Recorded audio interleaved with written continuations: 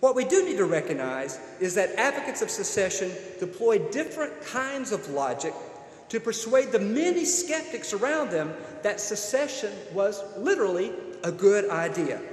Now, to say something is logical in the mind of a historical actor is not to say that it was correct.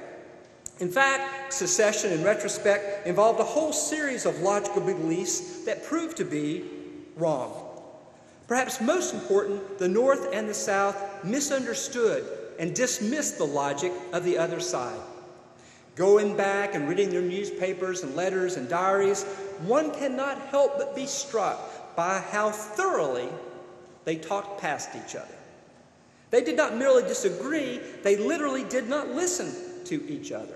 The United States in 1860 and 1861 was a great echo chamber, where all sound was garbled and hollow, where people could barely hear themselves, much less people on the other side of the Mason-Dixon line.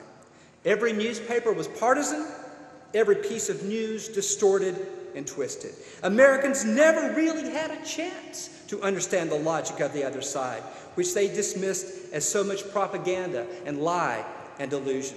Here's how one contemporary in Virginia put it. Quote, "Do you expect by any force of logic," our theme, "or power of eloquence to reach the conscience of the North and to alter its sentiment and opinion in relation to slavery?